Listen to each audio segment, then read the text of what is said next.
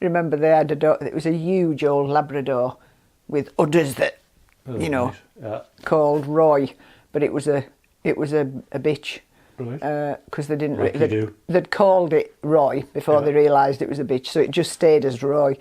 And I remember, because it got really old, it could hardly paddle about, and I remember saying to my mum, they've had to have Roy put down, and she said, I don't think so. I can see her out there. And I looked out the window and I said, oh, they must have had her put back up again. Can you picture Workington, Hunter Street? Oh yeah, clear as day. Right. Yeah. There was a range with a bread oven at the side, which was never used. In the living room? Yeah.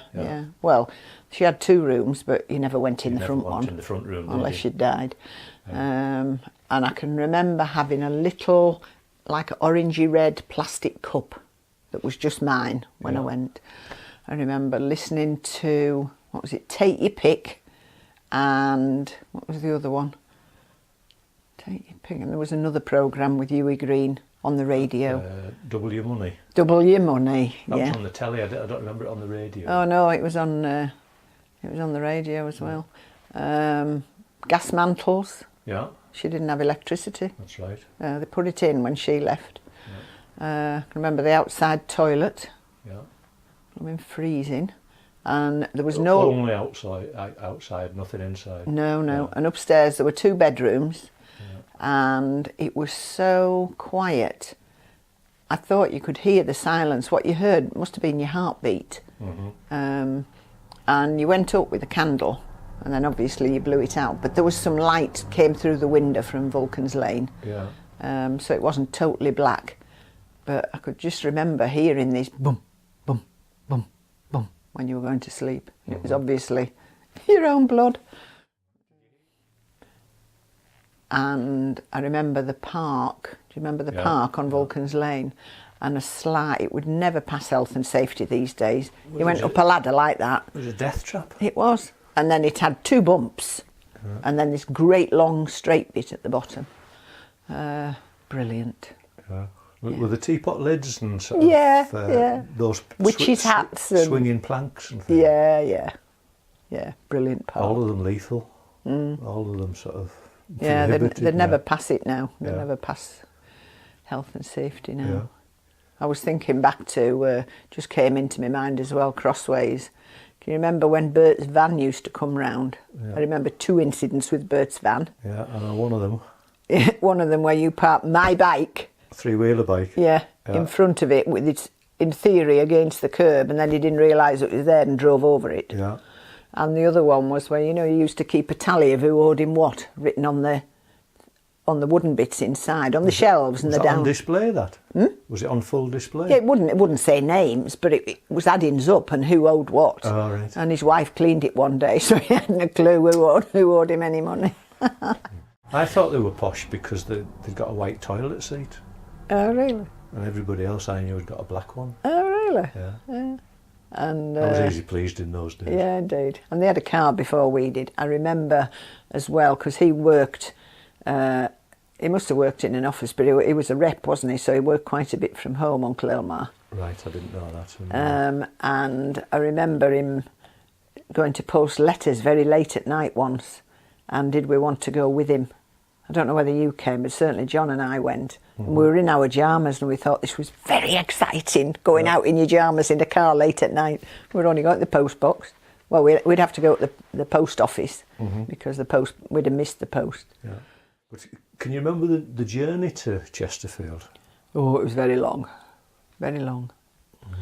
And I do remember once when it was Auntie Celia and Jeff, not Uncle Elmar, so Uncle Elmar must have died, and John and I in the car. And whether they were taking me, I think they were probably taking me from Carlisle down there, and it was very long. And what was we called it the something bypass. We were on a dual carriageway and you weren't allowed to stop. And John said he felt sick. So there was nowhere to stop. We didn't have you know, what they call it, a hard shoulder, or so he had to go on till the next lay-by.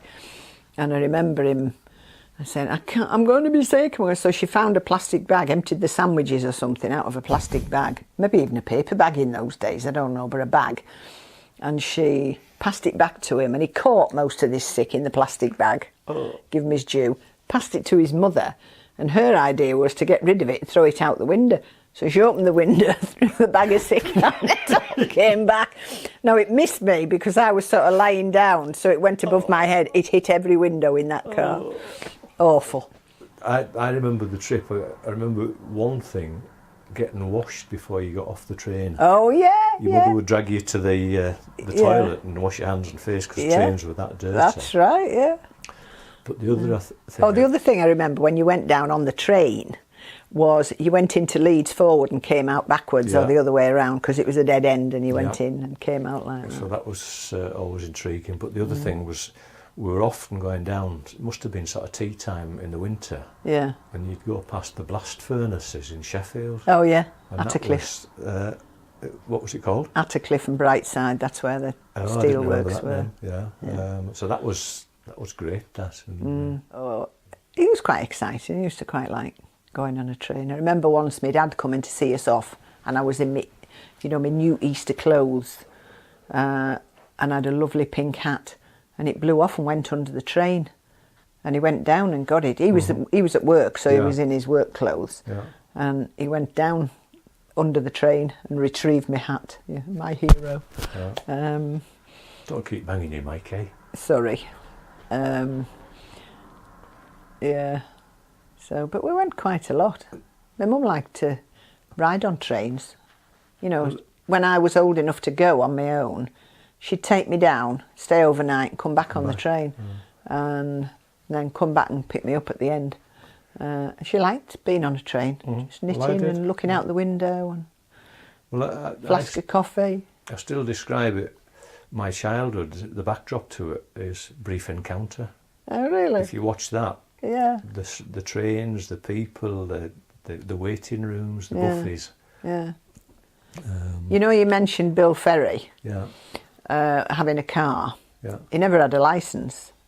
He pretended he didn't know you needed a licence. Really? And we went to... Can you remember going to Cornwall on holiday once? Yeah. There seemed to be hundreds of us. There obviously wasn't. It was Auntie Elsie and Uncle George. Right, I don't remember them being there. And Ian and Jennifer. Yeah. And then there was another family that were related to them but not to us. They must have been on Uncle George's side. Right, did they live at Rhea? I don't know. That rings a bell. But anyway, yeah. Anyhow, so he took a car down and Bill Ferry took a car down. Yeah. And I think the Peels were there as well. Do you remember the Peels? Sid Peel. Yeah. Yeah. And we stayed in caravans. Yeah. But Jennifer was travel sick, so she came down on the train with us. And on the way back, Bill was stopped by the police, and he hadn't got a licence. Just pleaded ignorance, you know, said he didn't know he needed one. Got away with it. But on the way back, the train stopped in Crewe. And it must have been the mail train. It was going to be stopped there for about an hour and a half.